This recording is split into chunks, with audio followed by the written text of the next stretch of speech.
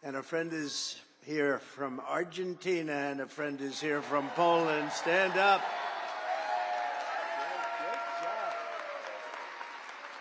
Great job. Thank you. Thank you very much. Welcome back to the nation's capital, where our movement is thriving, fighting, winning, and dominating Washington like never before. Nobody's ever seen anything like this before. They used to have little smaller crowds here. There's a little bigger. The fraudsters, liars, cheaters, globalists, and deep state bureaucrats are being sent packing. The illegal alien criminals are being sent home. We're draining the swamp, and we're restoring government by the people, for the people. For years, Washington was controlled by a sinister group of radical left Marxists, warmongers, and corrupt special interests who drained our wealth, attacked our liberties, obliterated our borders, and sucked our country dry. Not any longer. But on November 5th, we stood up to all the corrupt forces that were destroying America. We took away their power. We took away their confidence. They lost their confidence. You know, do you ever watch? They lost their confidence. Oh, it's so nice to watch. And we took back our country. And we must be doing something right, because we've got the highest poll numbers that I've ever had and that any Republican president has ever had.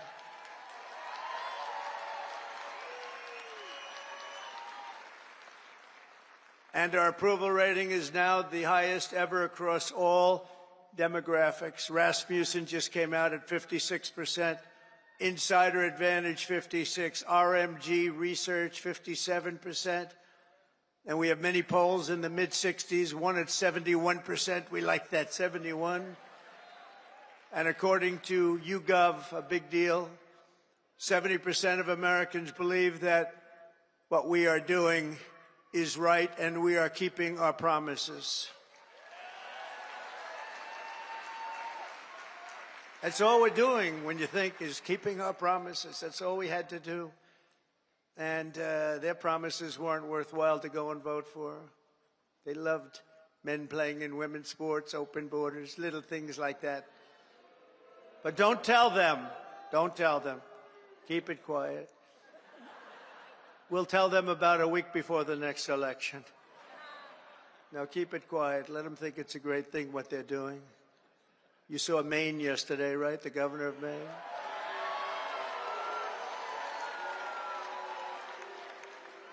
She's fighting to keep men in women's sports. You ever see what happens to a woman when a woman boxes a man who transitioned to womanhood? Did you ever see what happens? It's not pretty. It's not pretty. Let her do that fight. Let them all do that fight. Because I think that's about a 90-10 issue, and I can't figure out who the 10% are. Nobody can. So today I want to say thank you to all of the incredible patriots of CPAC and all of the incredible patriots in our country. 77 million, and it's actually much more than that, because despite that, they cheated like hell. It was just too big to rig. It was too big to rig. 77 million. Remember, you used to go, I said, look, we're leading in the polls by a lot. Don't believe the polls. Just go and vote. You got to vote. We're going to make it too big to rig. And they tried. But it was too big to rig. One of the great statements. We love it. Because everybody went and voted. We fought through hell together.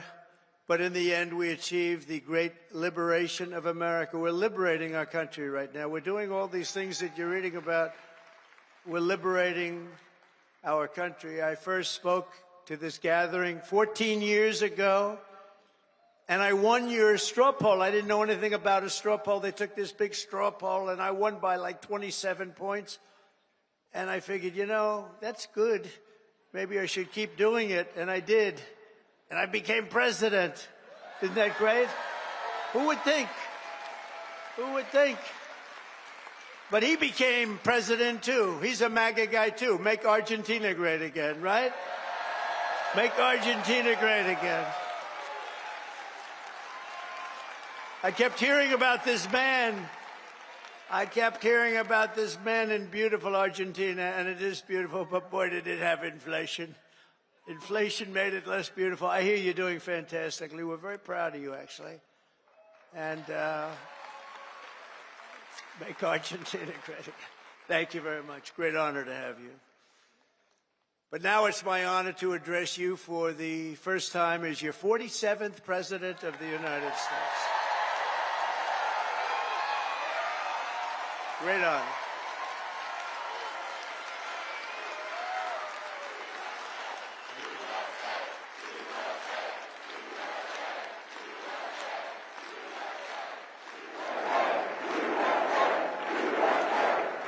I want to begin by thanking Matt and Mercedes Schlapp for the incredible job they do, and everyone they put together. They put together an amazing team, the American Conservative Union, for organizing this event. You have some big players here. Senator Ted Cruz, Eric Schmidt, Jim Banks of Indiana. Where's Eric? Where is Eric? Is it? Hello, Eric. You can see Eric anywhere. If he's right in the back of the room, he stands up. They're all good. These are great people. Representatives Riley Moore, James Comer, Harriet Hagerman, Byron Donalds. Our great Attorney General, she's going to be great, Pam Bondi. Where's Pam? I don't know where she is. So many people. So many people.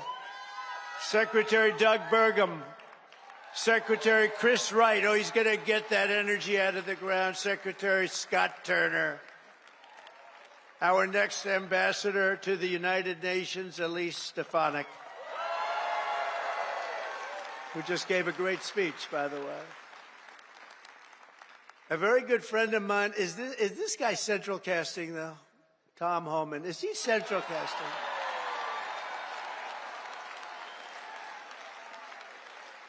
Where is it? Hello, Tom. Are you? I love that. How could I love a guy like that? But I do. He's doing a great job. Thank you, Tom, very much. Thank you. Appreciate it. Arkansas Governor Sarah Sanders. Thank you, Sarah. Thank you. And Pennsylvania Attorney General Dave Sunday. I love that name. We're also honored to be joined by President Duda of Poland, who's a fantastic man and a great friend of mine. And we got 84% of the Polish people that voted for us, so you must be doing something right, huh? Hanging out with Trump.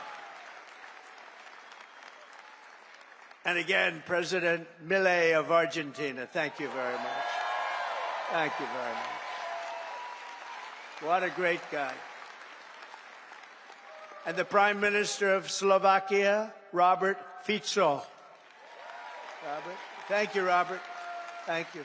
Nice to see you. The leader of the UK Reform Party, who, by the way, did really well in that last election.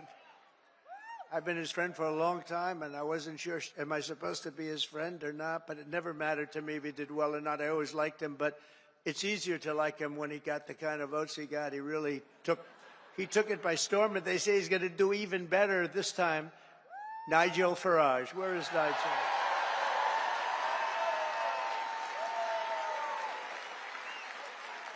Thank you, Nigel. Thank you. What a great guy. The leader of Spain's Vox Party, Santiago Obiscal. Thank you, Santiago. Thank you. Thank you very much. I thought that was you. Thank you very much.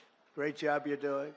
And a friend of mine, Eduardo Bolsonaro of Brazil, the Chamber of Deputies. Thank you. Thank you. Say hello to your father. Thank you very much. Great family. Great gentleman and your great family. And our great First Lady, Melania, is watching us right now on television. So give her a hand. Give her a hand. Whoa.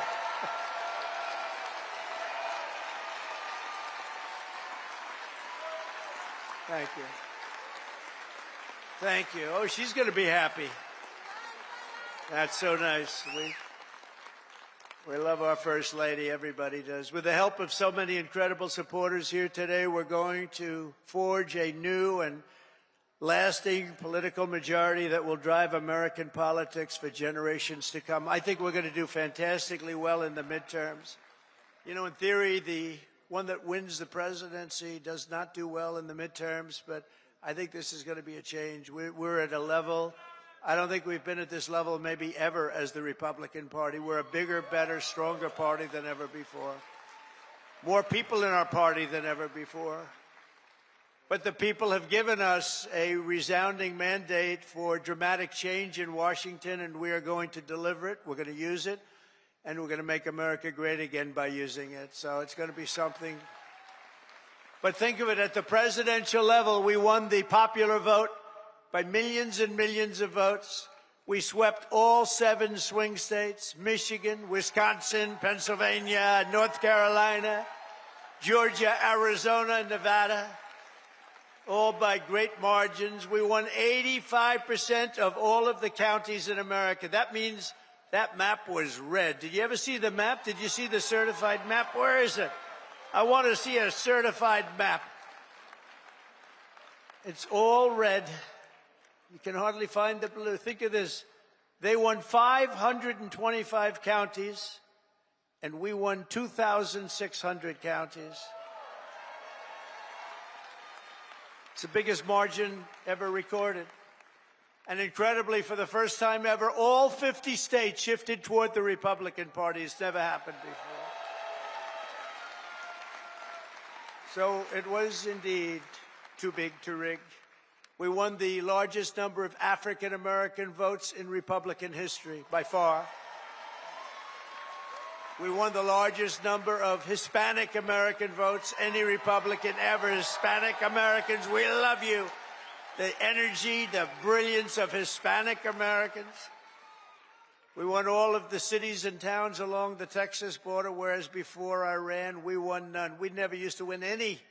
I got a call from our great governor of Texas who said, President, you just won every single town along the Texas border to Mexico.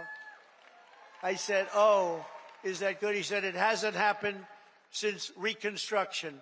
I said, define Reconstruction for me. He said, that means essentially the Civil War. That's a long time. But that was when I first heard about it, actually. Our party has become the proud voice of hardworking citizens of every race, religion, color, and creed. And I think one of the main reasons, not that we're conservative or not that we're anything else, we are the party of common sense. It's about common sense, right? It's all about common sense.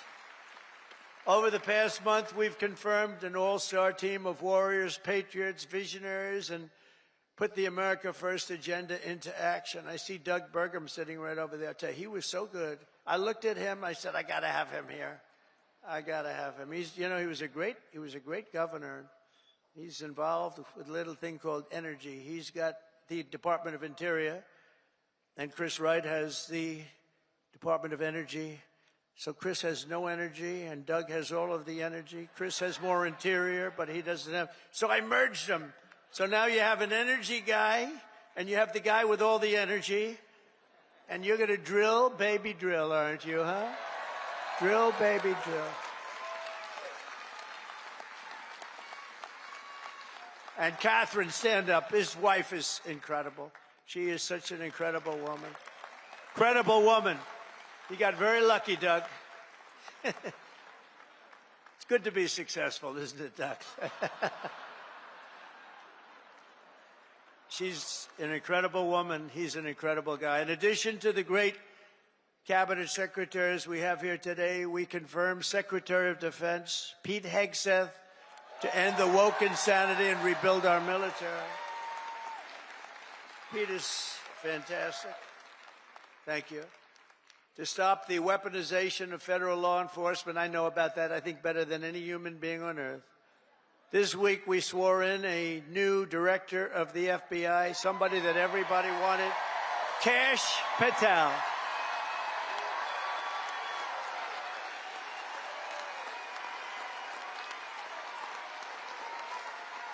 Cash is great. He's a popular guy.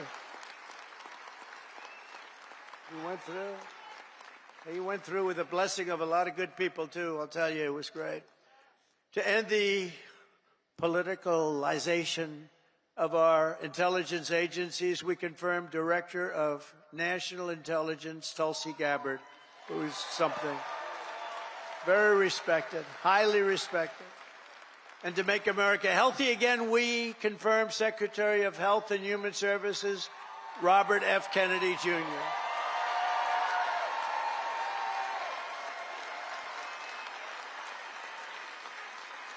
Great guy. We need him. We need him. You know, there's a number on autism as an example with children, autism. And you go back 15 years, it was from 10 to 20,000. You had like 1 in 10 to 20,000. Some say 10, some say 20, but it was in that vicinity. That's a big vicinity. Now it's 1 in 36 babies have autism.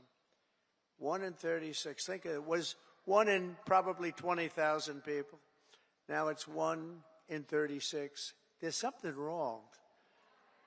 Something's wrong, and Bobby is going to find it. Working with Dr. Oz, by the way. Working with Dr. Oz.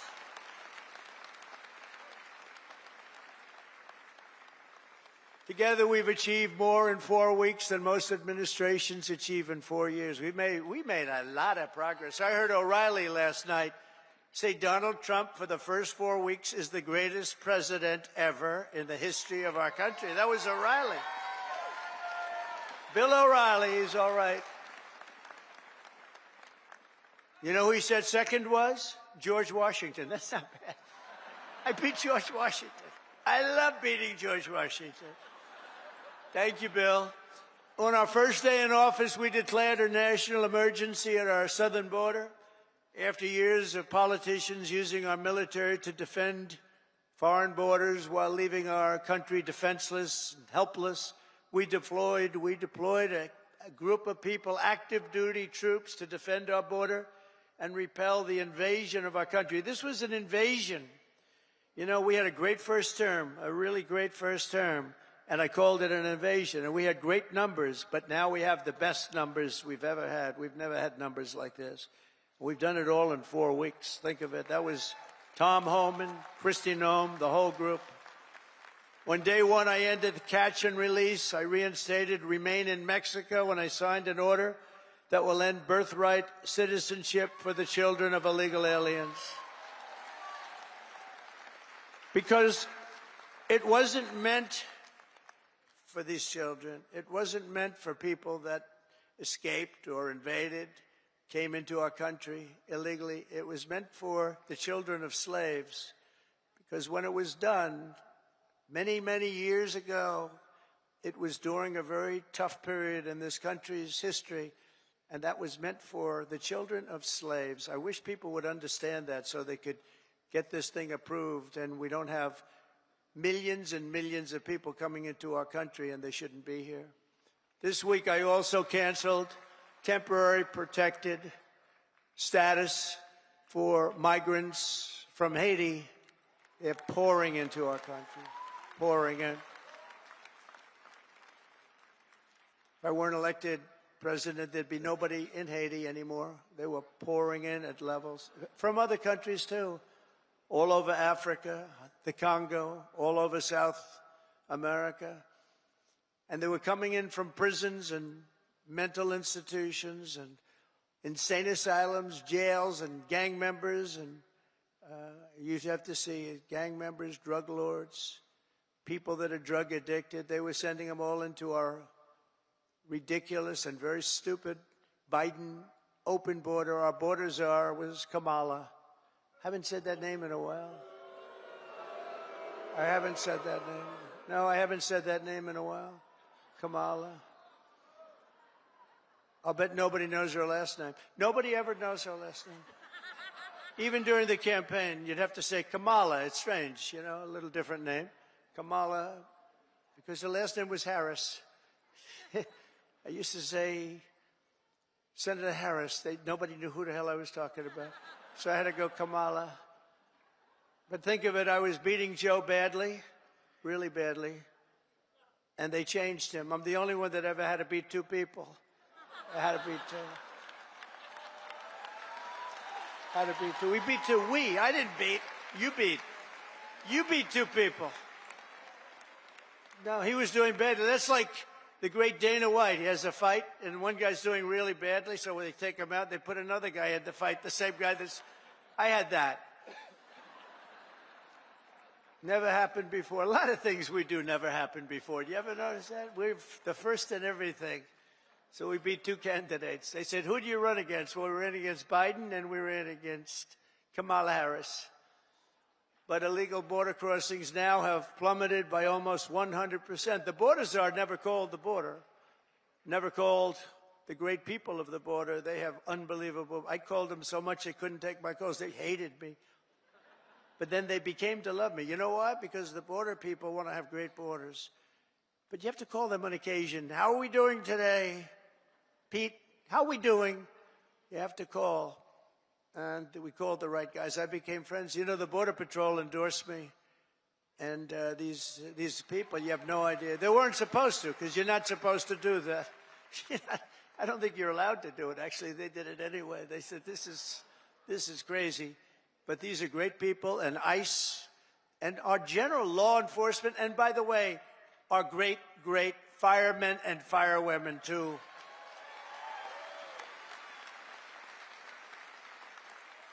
They were great. They all endorsed us. With the police, we got high 90s in terms of, and many of them were unionized, you know. We have a young lady who's right now going for the Department of Labor, and she tends to be a little bit on the slightly left of center. And everybody said, why did I do that? I said, you know why I did that? Because unions like her, and labor likes her, and a lot of people like her, and she's very solid, very strong, and she's going to do the right thing. But they all voted for us. They didn't vote for me, they voted for us. We got the Teamsters, we got the firefighters, we got the police, we got the auto workers, were so great. We had tremendous support, so I think it's nice to give them a person in the center, because that's what she's going to be very good, I think. But a lot of people said, why'd you do that? I said, because I want to do something nice for these people that voted for me. Oh, gee, what a great political move that was. Now they're all saying, what a great political move. No, it's all common sense. Remember that. Remember that. Sean O'Brien was fantastic. The whole group, they were great.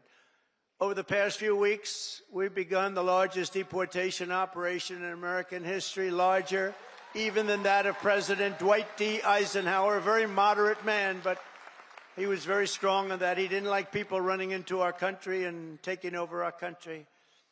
I'll tell you, I had 4 years. I don't know if you had this. I couldn't stand it. Don't get angry. Donald, don't get angry, please. I couldn't stand it. Watching these people come in from jails and mental institutions and the worst criminals in the street, gang members being dropped off in buses and bust into our country. I couldn't stand it. So I said, I'm going to run for president again. And now we don't have that problem. Now we don't have that problem anymore.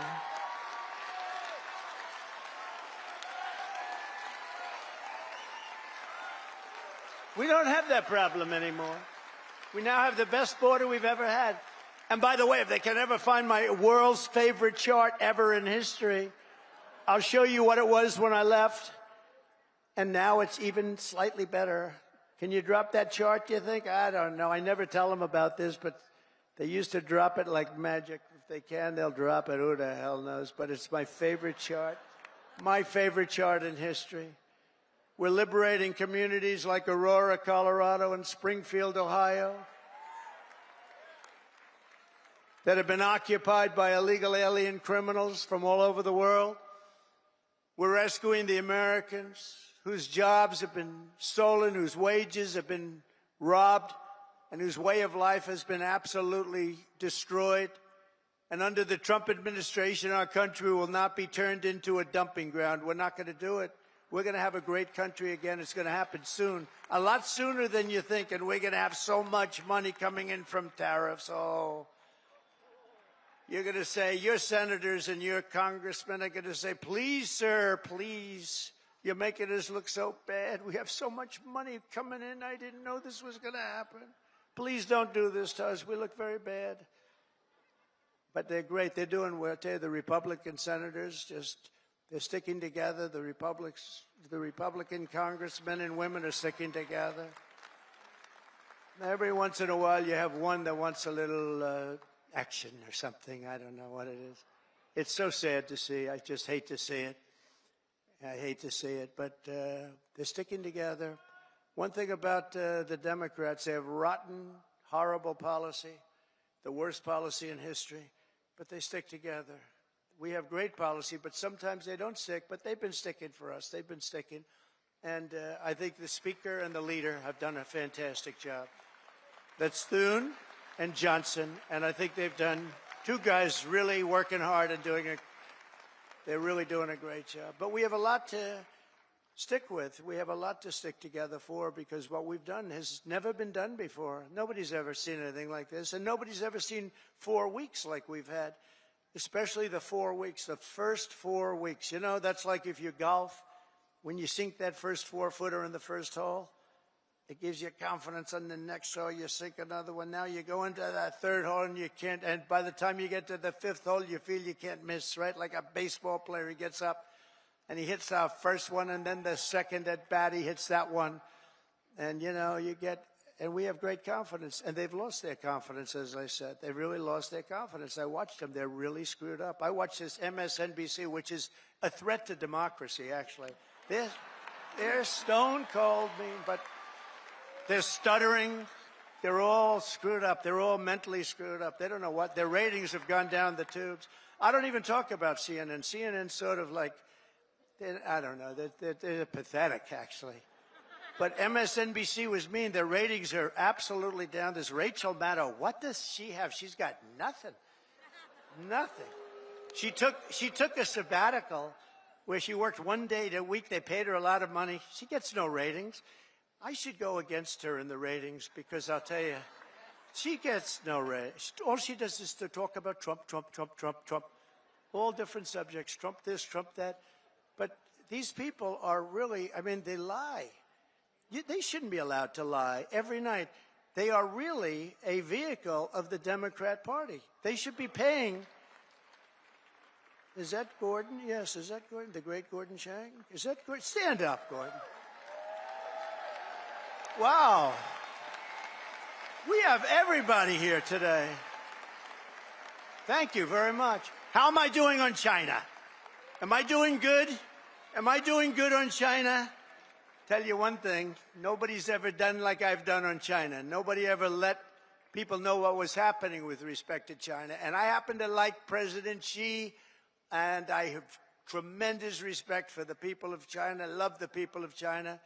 But we've been treated very unfairly by China and many other countries.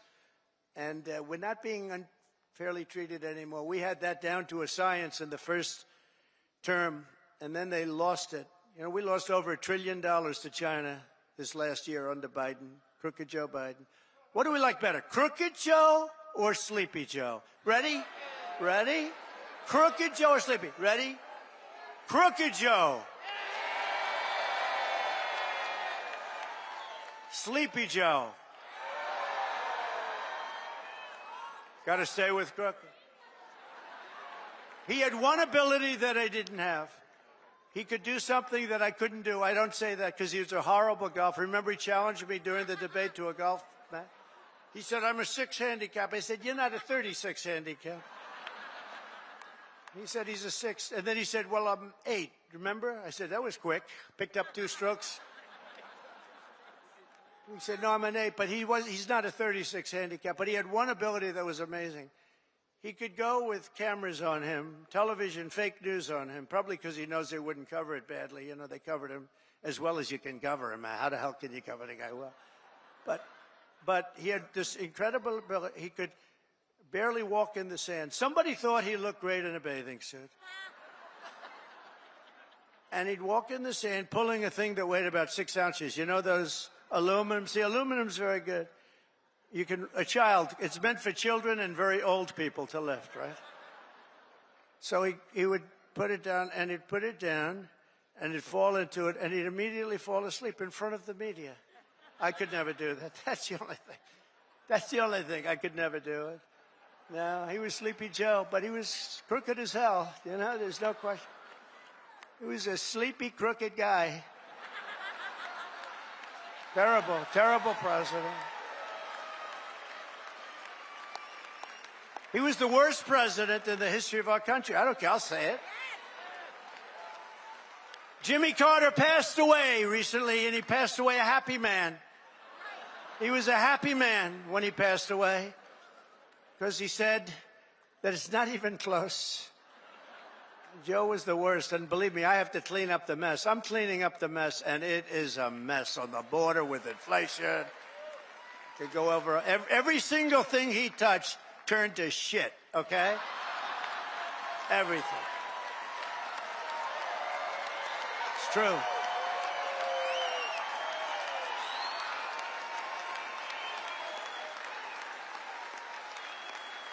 It's true. That's true. Now Franklin Graham's angry at me. You know that. Franklin wrote me a letter. He said, I love your speeches. I love them so much. But they'd be better if you would never use foul language. And I told him, I said, Franklin, you know, Franklin Graham's a great guy, by the way, does a great job. The son of the great Billy Graham, right? But I said to Franklin, you know, sometimes you need it for emphasis. And he said, no, they'd be even better if you wouldn't use any bad language. That's not really a terrible word, you know. But that's a much more appropriate word, a better. What word would I use to describe? What word could I use? It's, and we have to be truthful, too, so you know. All countries are now taking their illegal aliens back, even those that stated strongly, we will never take them back. Don't ever send them to us. But they said that during the Biden administration. They never said it during my administration. Venezuela's taking them back. They're all, Colombia's taking them back. Remember, Colombia said, we will not take them back, he said. And within about 13 minutes, I think, we would love to take them back. In fact, we will send our planes to pick them up. Remember? And they said, what happened? What happened? And you see these Venezuelan planes loaded up with some real nice people. You wouldn't have wanted to be the pilot on any of those planes. But they know we're not playing games, and just this week I officially designated bloodthirsty cartels and murderous gangs as foreign terrorist organizations, something which Biden didn't want to do and nobody wanted to do. It's true. The full might and power of the federal government will now be dedicated to eradicating MS-13, Tren de Aragua.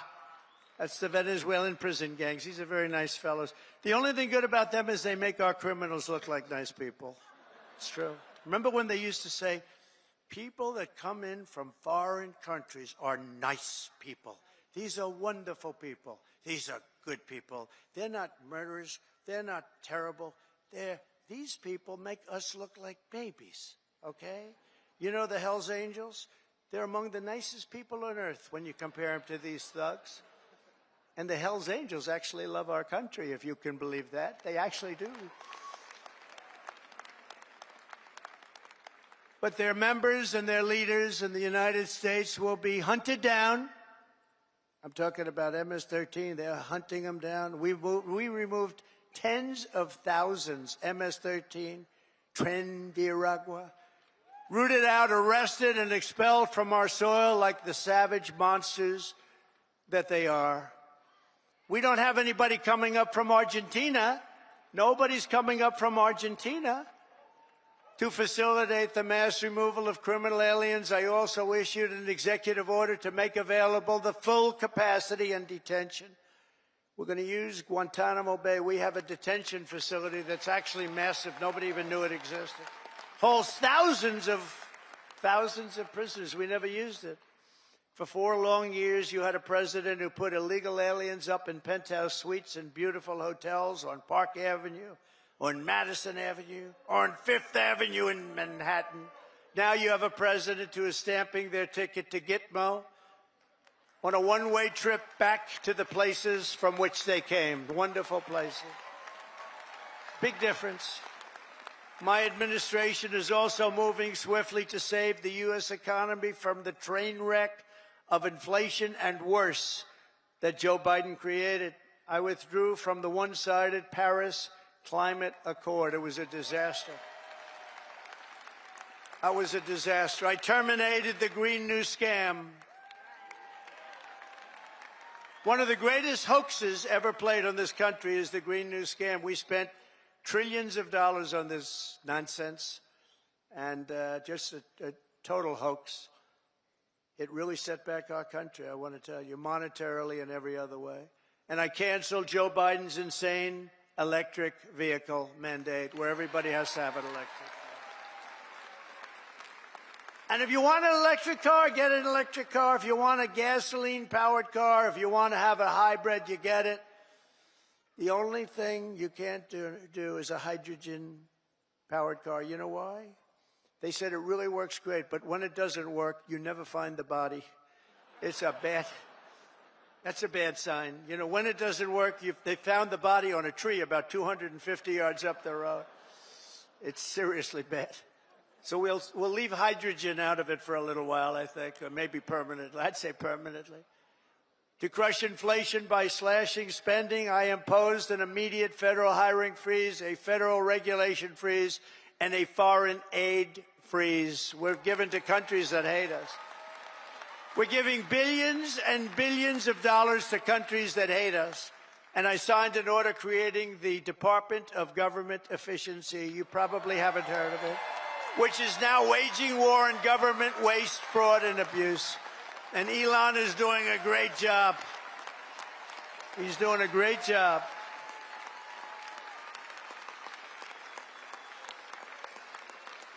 We love Elon, don't we? It's that guy, he's a character. With his son X. We love X. He's the only one can get away. His son's really named X. He's the only one can get away with naming his son X. If we ever did it, they'd say, you're crazy.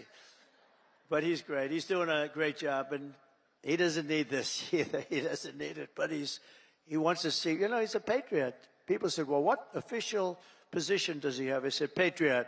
Oh, they didn't know. They said, that was good.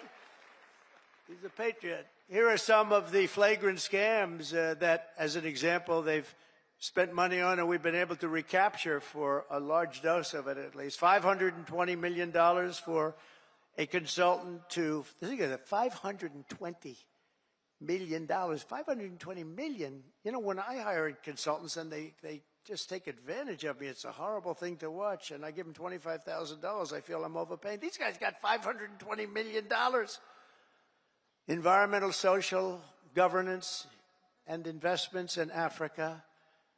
$25 million to promote biodiversity, conservation, and socially responsible behavior in Colombia. This is Colombia, South America, not Columbia University. Of course, that might be worse, actually, based on their actions. $40 million to improve the social and economic inclusion of sedentary migrants. Nobody knows where. Who are they? Where do they come from? Just sedentary migrants. Nobody even knows what a sedentary migrant is.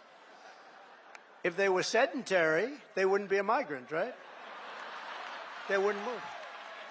No, they wouldn't move. They'd stay in the same place.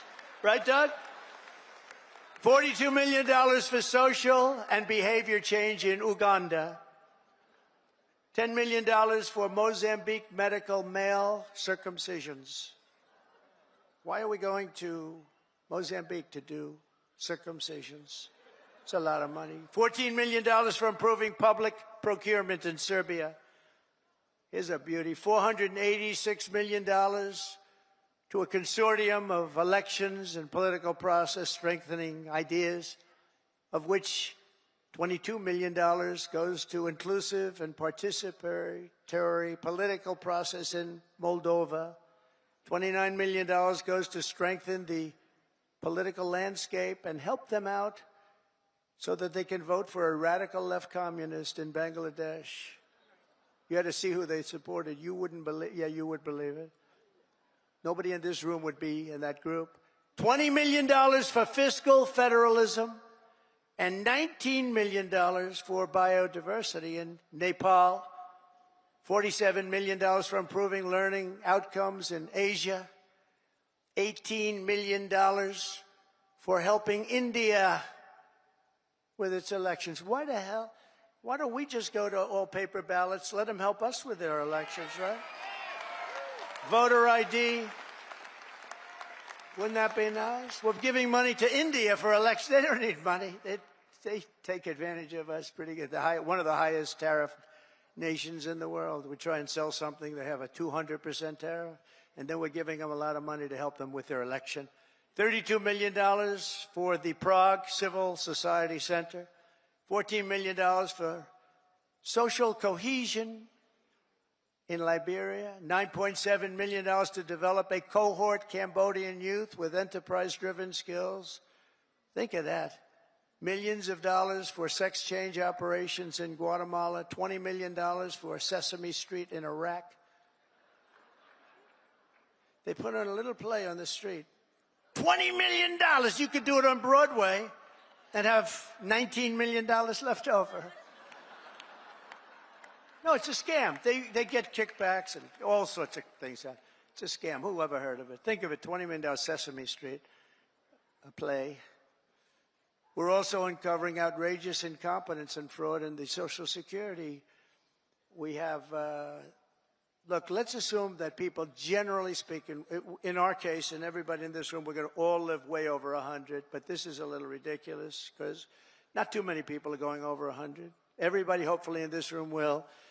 But there are in the Social Security ranks and files.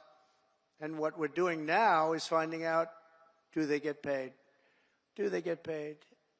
In other words, is somebody taking all of this money? So they have over 100 to 109, 4.7 million Social Security numbers. Think of that, from people whose age is over 100. 3.6 million people whose age is over 110 years. 3.47 million people who are over 120 years of age. 3.9 million people whose age goes from 130 to 139 years of age. 3.5 million whose age goes from 140 to 149 years old. 1.3, see, it's coming down now slowly. No, it's all a scam. The whole thing is a scam. 1.3 million people, 1.3 who are over 150 years of age. And over 130,000 people are listed on our Social Security rolls as over 160 years of age. Now, the final is at 1,039, so now we're down into reasonable numbers. 1,039 people are listed between the ages of 220 years old to 229. And we have one person who's listed at 241 years of age. And we have one person listed at 360 years of age, an all-time record, and our country's 250 years old. So that person's substantially older than our country. Under our administration, there will be no tolerance for Social Security fraud. We will not allow anyone to cheat our seniors, and those who will do that will be prosecuted by Pam, Bondi, and others. We are also going to Fort Knox. I'm going to go with Elon. And would anybody like to join us? Because we want to see if the gold is still there. We want to see.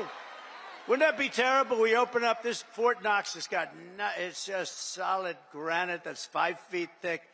The front door, you need 6 musclemen to open it up. I don't even think they have windows. Wouldn't that be terrible if we opened it up and there was no gold there? So we're going to open those doors. We're going to take a look. And if there's 27 tons of gold, we'll be very happy. I don't know how the hell we're going to measure it, but that's okay. We want to see lots of nice, beautiful, shiny gold in Fort Knox. Don't be totally surprised. We open the door. We'll say, there's nothing here. They stole this too. Now, we have a very corrupt group of people in this country, and we're finding them out. We're removing all of the unnecessary, incompetent, and corrupt bureaucrats from the federal workforce. That's what we're doing. And under the buyouts, we offered federal employees more than 75,000 federal bureaucrats. Think of that. Have voluntarily agreed to surrender their taxpayer-funded jobs. We want to make government smaller, more efficient. We want to keep the best people, and we're not going to keep the worst people. And, you know, we're doing another thing. If they don't report for work, we're firing them. In other words, you have to go to office. Right? Right? Look at her. If you don't report to work, you know, that's another scam. You know, who the hell, if I'm staying home, I'm going to, let's see, my golf handicap would get down to very low number. You'd be shocked if I told you the real number. But I would be so good, I'd try and get on tour. I would be so good. I'd call up, I'd say, listen, I'm really working here. Where are my clubs? Where are my clubs? Either that or, in many cases, they have second jobs while they're getting paid by us. So one of the reasons they're leaving is because they don't want to have to show that. And we're demanding to see that information. How many jobs have you had? Who paid you while you were working for the government? And we are demanding that people, if they work for the government, they have to show up and sit in an office and do their job, right? And we've also effectively ended the left-wing scam known as USAID, the agency's name. Has been removed from its former building, and that space will now house agents from Customs and Border Patrol. Beautiful. And at the ultra-left CFPB, which was terrible. So many people have been hurt by that. I used to get calls from lending officers, from owners of small banks, and they were almost crying what they did to those people. They destroyed them, put them out of business. It was established by Elizabeth Pocahontas Warren. Does anyone know? Remember the Pocahontas scam? I'm an Indian, therefore I'm entitled to be a senator. I'm an Indian. She said, could we see proof of that, please? She said, well, the only proof I have is my mother said I have high cheekbones. Oh, that's no good, right? Remember she went out? I really spooked her, I tell you. Remember she went out, she couldn't take it anymore. I was calling her Pocahontas, Pocahontas. Everyone knew she was not an Indian. I had more Indian blood than her, and I have no Indian blood. I'd be honored to, but I don't have any, but I had more than her. Do you remember she went out and she had a blood test? And it came back and she was so happy because it said 1,024th. That means everybody in this room had more than her. But because there was even a scant, in other words, 1 million years ago, something could have happened. And she was so happy that she released it and she got killed. That was the end of her presidential career. She does not like me very much. But she's a very angry person. Do you notice the way she is? She's always screaming, and she's crazy. These people are crazy. The radical left is meaner. I don't know what it is, Doug. They're meaner than us, aren't they? We're like normal people. We're smart. We get our word, but we don't go crazy. Of course, they'll take my little rant from 15 minutes ago, the fake news. He lost control on the stage. He lost control. And they'll have me screaming, having to do with Franklin, poor Franklin. He lost control of the stage. Oh, these people are bad. They are really sick, too. I don't get it. You think they'd want to love our country. They have no ratings anymore. Nobody listens to them. Nobody believes the fake New York Times. Washington Post is doing no business. They're losing all their business. Nobody believes them. But we've escorted the radical left bureaucrats out of the building and locked the doors behind them. We've gotten rid of thousands. I withdrew the United States from the corrupt World Health Organization. I withdrew from the anti-Semitic UN Human Rights Council. The council is horrible, and I withdrew from the terror-supporting UN Relief and Works Agency. The UN has such great potential, but not the way it's run now. It's terrible the way it's run now. We stopped all taxpayer money to these corrupt institutions. And by the way, just so, because who the hell knows, we got to talk about something very important. The war between Russia and Ukraine. People are being killed, mostly young men, mostly Russian and Ukrainian men, at levels you've never seen before, thousands of people a week. And I've spoken to President Putin, and I think that thing is going to end, but it's got to end. It's a horrible, horrible thing to watch. I'm dealing with President Zelensky. I'm dealing with President Putin. I'm trying to get the money back that, or secured, because, you know, Europe is given $100 billion. The United States has given $350 billion because we had a stupid, incompetent president and administration. 350. But here's worse. Europe gave it in the form of a loan. They get their money back. We gave it in the form of nothing. So I want them to give us something for all of the money that we put up. And I'm going to try and get the war settled, and I'm going to try and get all that death ended. So we're asking for rare earth and oil, anything we can get. But we feel so stupid. Here's Europe. And, you know, it affects Europe. It doesn't really affect us, except we don't like to see two things. Number one, how Biden got us into this thing in the first place. Terrible. But why is it that he didn't ask for equalization? Europe should put up more money than us. But even if you said the same thing, how come we went so far out front? And he didn't know that Europe gets his money back. They did it in the form of a loan. We don't get our money back. We get nothing. So we're getting our money back. We're going to get our money back because it's not fair. It's just not fair. And we will see. But I think we're pretty close to a deal, and we better be close to a deal, because that has been a horrible situation. It would have never happened if I were president. And by the way, October 7th, Israel would have never happened if I was president, too. It would have never happened. Iran was broke.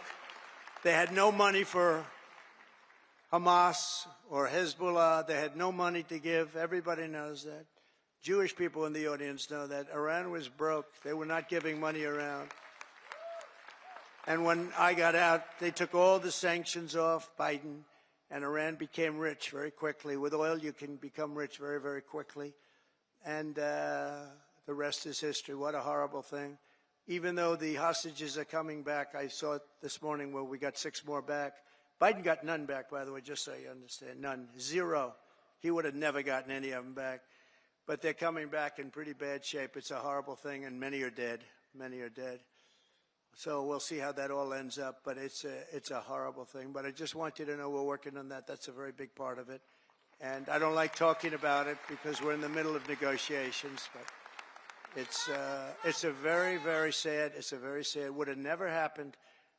There was no way. Russia was never going to go in, and they went in because of a lot of reasons. And so many people are dead. Far more people are dead than you're reading about. You know, when they blow up all these cities, all those cities they look like demolition sites. Every single building is down. All of those beautiful golden towers that are 1,000 years old, they're lying on the ground in smithereens, blown to smithereens. There's nothing left of them. They're just lying on the ground, never to be rebuilt again, not possible to rebuild them again. And all of that heritage is gone. People have done a really horrible job.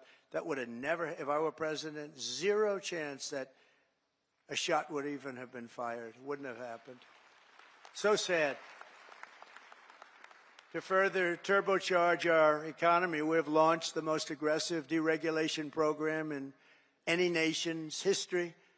And we're also going to be seeking the largest tax cuts in American history. Again, we brought them down, as you know, from close to 40% down to 21%. Now we're bringing them down to 15% if you make your product in the United States of America. We're defending the American worker like never before, and that's why the auto workers and the union workers and the Teamsters and so many others, they supported us, the firemen, the policemen, so many others, whether they were union or non-union, they all supported us. They supported, it's called workers, and they supported us at levels that nobody's ever seen before. Weeks ago, I imposed a 10% tariff on all goods coming from China because of the fact that they're sending fentanyl into our country. Through Mexico, by the way. I'm not happy with Mexico, or I'm not happy with Canada either. I imposed 25% tariffs on all foreign steel and aluminum, and I will soon impose reciprocal tariffs on any country that charges us. And by the way, the reciprocal means they charge us, we charge them, same thing. So nobody can be upset, right? But we have countries charging us 200%, and we charge them nothing. They charge us, we charge them. Our country's going to become rich again, very rich. I always say it's my favorite word in the dictionary. The word tariff is my favorite word in the dictionary. You know, we were the richest relatively from, think of this, from 1870 to 1913. That was our richest because we collected tariffs from foreign countries that came in and took our jobs and took our money, took our everything. But they charged tariffs, and we had so much money, they set up the 1887, think of that, a long time ago, 1887 Tariff Commission. It was a commission of very important people to determine where we should spend all of the tremendous, vast wealth that we had. We had so much wealth. Wouldn't it be nice today? Of course, now we give it away to transgender this, transgender that. Everybody gets a transgender operation. It's just wonderful. No, we give it away like to crazy things. But in those days, it was different. It was a different world. It was a different country. But we were very rich because of tariffs. And I get myself in trouble because I say that tariff is my favorite word. And the fake news went crazy. What about God? What about wife and family? What about love? I said, okay, tariff is now my fourth favorite word. I got myself into a lot of trouble with that. You can't believe it. I said, tariff is my favorite word in the dictionary, and I got killed by the fake news. So I say now, it doesn't sound good. Tariff, it's my fourth favorite word. I go, tariff is my fourth favorite word. It sounds so terrible, but this way I'm free. I write free, you know. I don't get clobbered by the fake news. But tariffs are also a powerful tool of diplomacy, and all around the world are moving quickly to bring back peace through strength. We have the greatest, I rebuilt our entire military in the first term. We left a lot of it, although a lot of it, but very small relatively, in Afghanistan. The Taliban has it. They have their parade every year where they take our military vehicles and run them up some little street, and like it's their form of a military parade, and it makes me angry when I see that. Angry. When I see that, I get angry. We give them, I don't think anyone knows this, we give Afghanistan about $2 or $2.5 billion a year. Do you know that? For aid. We need aid ourselves. And I'm going to go back, and I told them yesterday, I want to look at it, but if we're going to give them money, it's okay. But I want them to give us back our military equipment that they have. Right? They're selling it. Doug, would you take that, please? All right? Write something up. No, I want them to give back. If we're going to give them that kind of money, let them give back the military equipment, which they have. They have tanks and trucks and guns and goggles. They have goggles. They have night goggles, better than we have. Brand new right out of the box. It's unbelievable. So I want to do that, and I want if we're going to pay them, I want to get that equipment back, okay? Doug can do it. He's one of the guys. He's a business guy. To him, he's sitting there saying, how the hell did this ever happen, right? Can you believe it? We give them billions of dollars, and we gave them our military equipment. Just tremendous numbers of billions of dollars worth of military, billions and billions. We have a ceasefire in Gaza, and we're joined today by several survivors of the captivity under Hamas, including Noah Argamani, and Ilana Gretowski. Wow, look at that, how beautiful. What a beautiful group of people. Wow, thank you very much.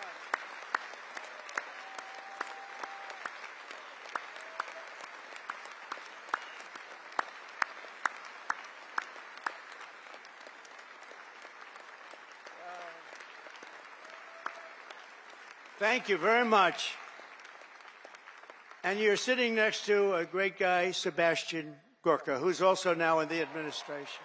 From day one, right, Sebastian? He's been a loyalist from day one. We love Sebastian. Thank you very much, Sebastian. Thank you, everybody. That's very nice. Beautiful. We're going to make it work somehow, you know. We're doing the best we can. We started. It should have never happened. That's the sad part. Would have never happened. If I were president, and I should have been, if I were president, it would have never happened. But it did, so we're doing the best we can with it. Thank you very much. Thank you. Also with us are family members of some individuals who are still hostages, and we will not rest until all of the hostages have been returned back home. Some of them are coming home in very bad condition, and some of them are coming home only as bodies. They're dead. We have a lot of them coming home now. They're dead. And these are largely young people. Young people don't die.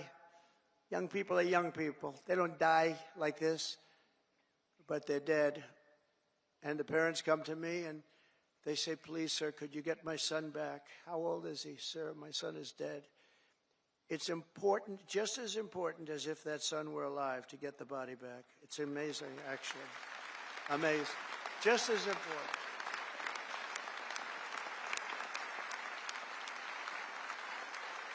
Thank you.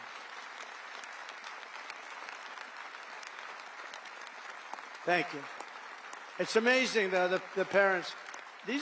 The parents are strong. I mean, look, strong. What does strong mean? Strong is their life is ruined. Really, it's ruined. I see the people. But they come up to me, and it's so important to get the body back. They know. And some are not sure. They're 80% sure he's dead or she's dead. But they have that little glimmer of hope, and I say, let them have that hope, right? Let them have that hope. But getting the body back is just as important as getting the son back healthy or the daughter back healthy. It's amazing to see when I see the level of intensity and love and sorrow and tragedy. As I said in my inaugural address, it's my hope that my greatest legacy will be as a peacemaker, not a conqueror. I don't want to be a conqueror.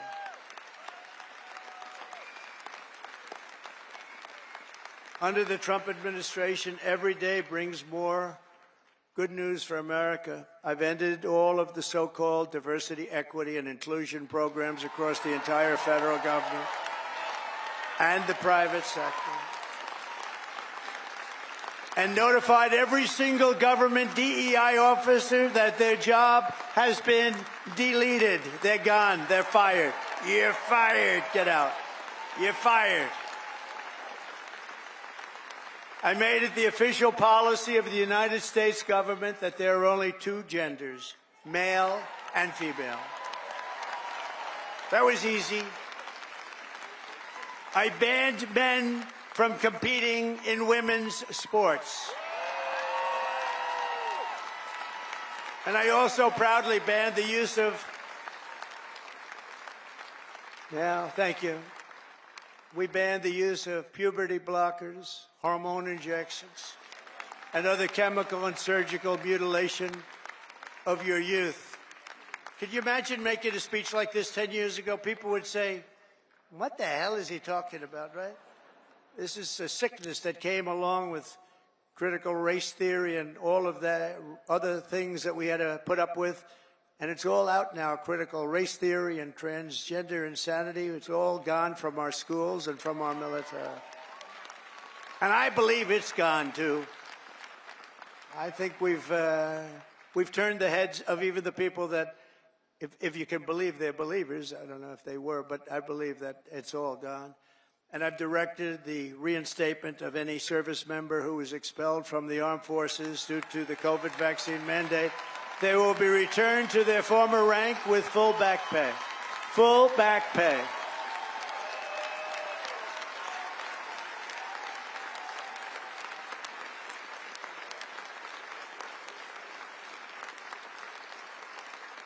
I banned government censorship from your voices and brought back free speech in America. We have free speech. We didn't have free speech. We do have it now, actually. Now, this was a very vicious regime, you know. I was put under investigation more so than the late, great Alphonse Capone, one of the great killers of the world. Trump, my father would look down my mother. How the hell did this happen to my boy? This wasn't... No, I was under investigation at a far greater level than Al Capone or anybody else, probably in the history of our country. These people are sick. They're sick. They're bad people. I ended Joe Biden's weaponization as soon as I got in. I said, I'm going to hit him with the same stuff. But I ended his whole weaponization of our government and removed his hand-picked radical left Marxist prosecutors from the Department of Justice. I was so happy to do that. They weaponized government. They weaponized government. I pardoned hundreds and hundreds of Biden's political prisoners, including Christians, pro-life activists, and the J6 hostages who were treated terribly for years.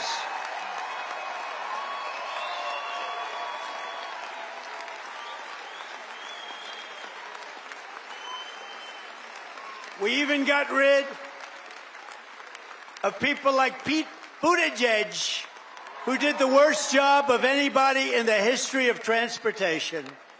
What a bunch of losers.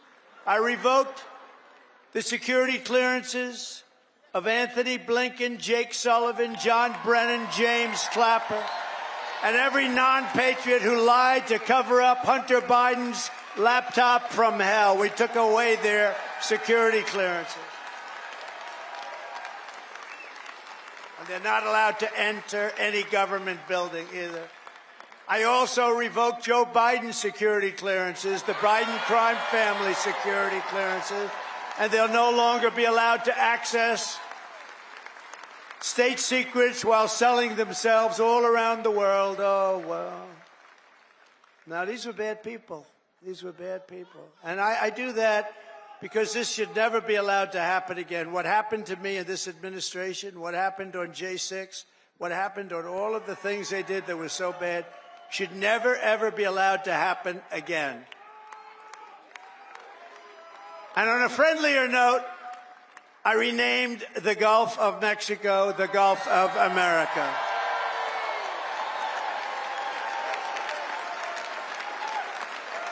And we are restoring the name of a great president, William McKinley, to Mount McKinley in Alaska. And as you know, many years ago, Jimmy Carter gave away the Panama Canal. And Panama started the process of giving the Panama Canal, by the way, the most expensive development ever in the history of our country, relatively. It would have been $1.5 trillion in today's dollars. 38,000 people died from our country building the Panama Canal. They died from mosquitoes and snakes. Think of it. They paid them 5 times their salary. They brought them to Panama, and they had a 25% chance of dying. They dug under nets so the mosquitoes wouldn't get them. But we lost 38,000, mostly men, laborers, construction workers, because it was such a harsh way to live. It was very brutal. They died. 38,000. Again, it was the most expensive thing we ever built, and they gave it away for $1 to Panama. And last year it made $5 billion. Also, that's one of the most successful projects ever built in terms of money, monetarily. And it's the 8th wonder of the world. It connects 2 oceans, with one being 16 feet higher than the other. Think of it, the Pacific and the Atlantic. Think of what that is. You're going through dikes and canals. Amazing what they did. It was really a wonder of the world. We gave it away for nothing. But we didn't give it to China. We didn't give it to China. We gave it to Panama. We're going to take back the Panama Canal.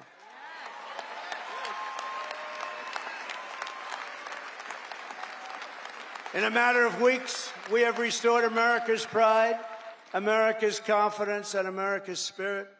According to a brand new poll from Rasmussen, the number of Americans who believe we are on the right track now exceeds the number who think we're on the wrong track. This is the first time in 23 years. That's hard to believe.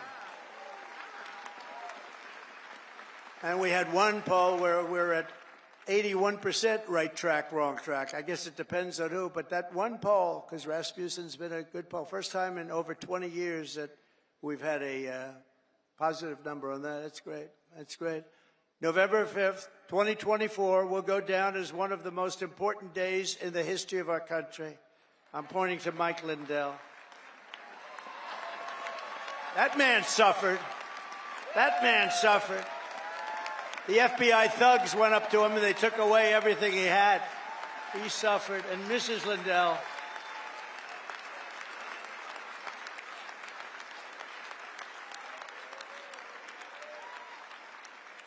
is a great guy. They went after him. It was just terrible. This was a vicious weaponization of your government. But he's all, I'll tell you, he stood up. He's all man. He stood up strong.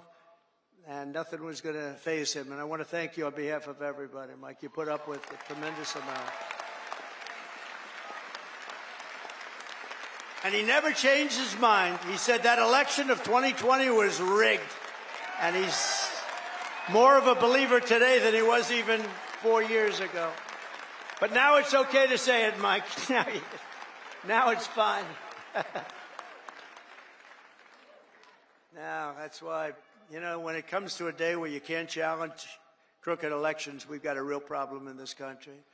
And as of January 20th, 2025, the dark days of high taxes, crushing regulations, rampant inflation, flagrant corruption, government weaponization, and total incompetence, those days are over.